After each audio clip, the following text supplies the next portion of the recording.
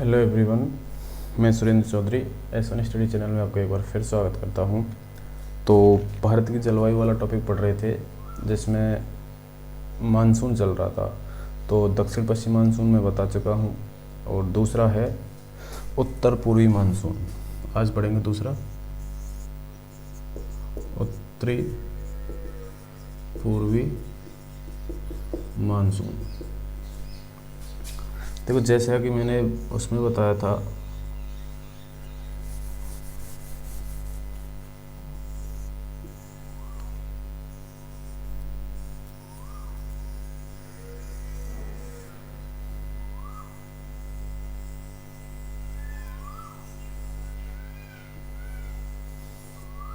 ठीक है, ये है इंडिया। तो उसमें बताया था मैंने जो दक्षिण पश्चिम से आएगा वो होगा दक्षिण पश्चिम मानसून। और उत्तर पूर्व, देखो उसमें बताया था मैंने कि उस समय सूर्य उत्तरायण था, ठीक है।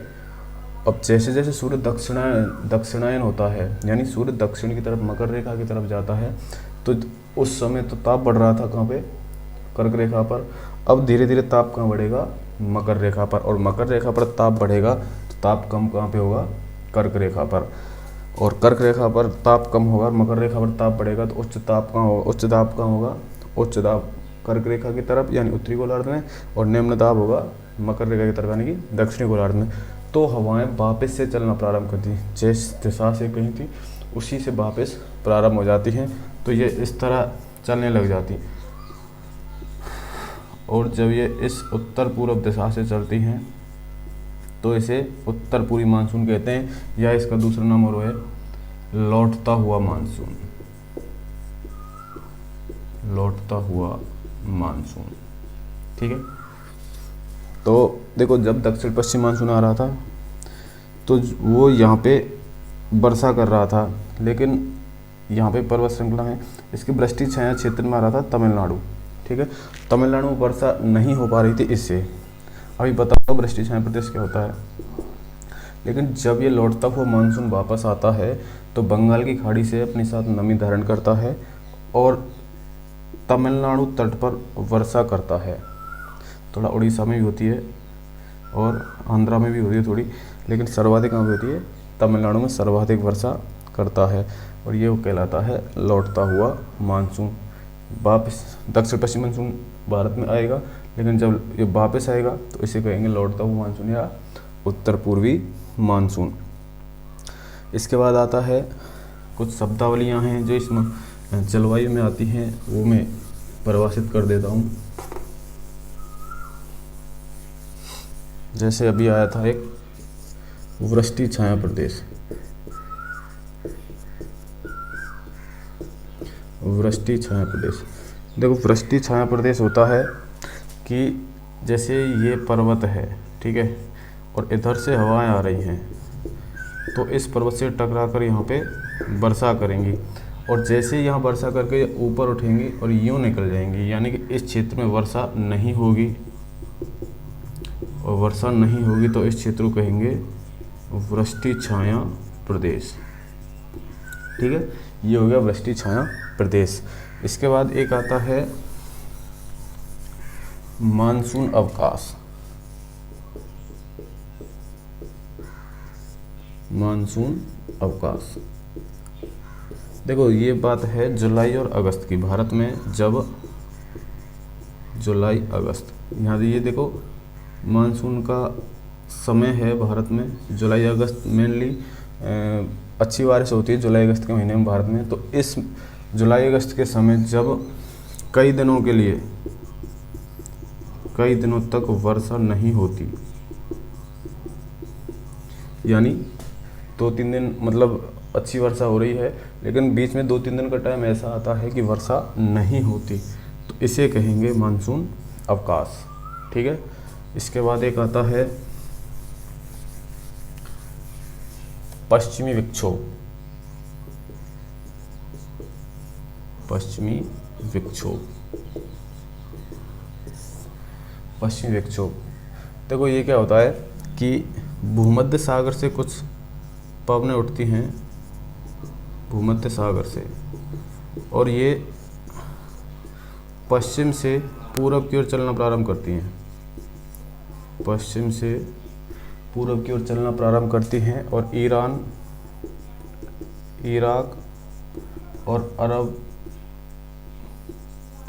मरुस्थल को पार करते हुए भारत में पहुंचती हैं। ठीक है, और भारत के राजस्थान, पंजाब और हरियाणा में वर्षा करती हैं। भूमध्य सागर से चलती हैं पश्चिम से पूर्व की ओर, इसलिए इनको पश्चिम विक्षोभ कहते हैं क्योंकि पश्चिम दिशा से आती हैं। ईरान, इराक और अरब ये मरुस्थल को पार करते हुए भारत में पहुंचती हैं और भारत के राजस्थान, पंजाब और हरियाणा में वर्षा करती हैं सर्दियों में। कब? सर्दियों में वर्षा करती हैं, और सर्दियों में होने वाली इस वर्षा को कहते हैं मावठ, जो कि रबी की फसल मेनली गेहूं को फ़ायदा पहुंचाती है। ठीक है, पश्चिम विक्षोभ है ये जो सर्दियों में होने वाली बरसात। कई बार पूछा जाता है ये क्वेश्चन कि सर्दियों में होने वाली बरसात को क्या कहते हैं या मावठ किसे कहते हैं, तो पश्चिमी विक्षोभों से होने वाली वर्षा क्या कहलाती है? मावठ। एक और आता है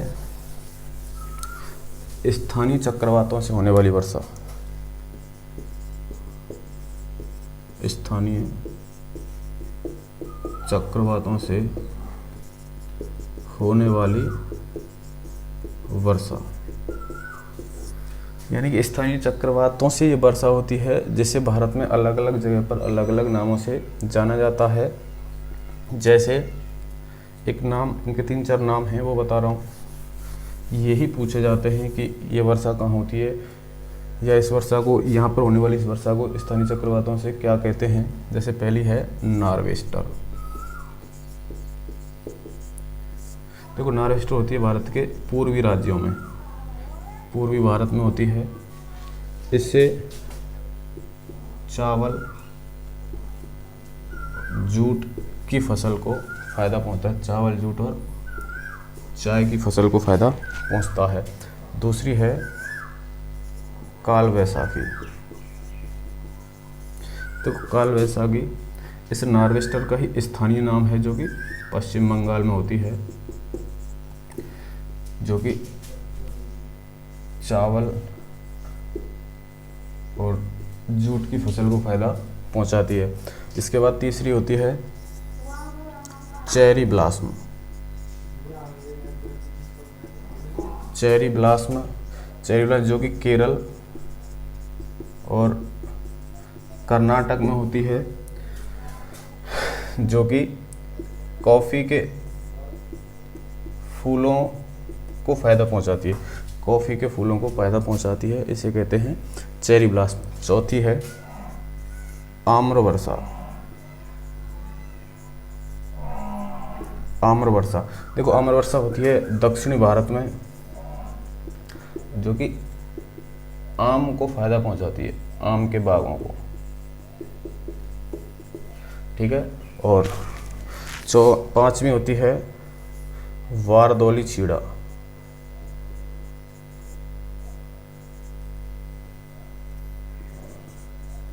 वारदौली छीड़ा होती है, जो कि असम में नॉर्वेस्टर का स्थानीय नाम है, असम में। ठीक है, और चाय को फ़ायदा पहुंचाती है। ये 5 नाम हैं अलग अलग होने वाली वर्षा के। एक बार फिर बता रहा हूँ। नॉर्वेस्टर पूर्वी भारत में होती है, चावल, जूट और चाय को फ़ायदा पहुंचाती है। काल वैसाखी, जो कि पश्चिम बंगाल में होती है, चावल और जूट को फ़ायदा पहुंचाती है। ये नॉर्वेस्टर का स्थानीय नाम है, जो कि पश्चिम बंगाल में काल वैसाखी कहलाती है। चेरी ब्लॉसम केरल और कर्नाटक में होती है। फूलों की बौछार भी कहते हैं इसको, क्योंकि ये कॉफ़ी के फूलों को फ़ायदा पहुंचाती है। उसके बाद है आम्र वर्षा, जो कि दक्षिण भारत में होती है, जो आम के बागों को फ़ायदा पहुंचाती है। अगली है वारदौली छीड़ा, जो कि नॉर्वेस्टर का असम में स्थानीय नाम है, जो कि चाय को फ़ायदा पहुंचाती है। तो ये थी भारत में होने वाली वर्षा। इसके बाद एक वीडियो हम बनाएंगे भारत के ऋतुओं की। ठीक है, भारत में कौन कौन सी ऋतुएँ होती हैं। तो ये था भारत में मानसून, उत्तरी पूर्वी मानसून और कुछ उसकी शब्दावलियाँ मानसून से संबंधित। तो यदि आपको वीडियो पसंद आ रही हो तो हमारा चैनल सब्सक्राइब करें और लाइक, कमेंट, शेयर करें। थैंक यू, धन्यवाद।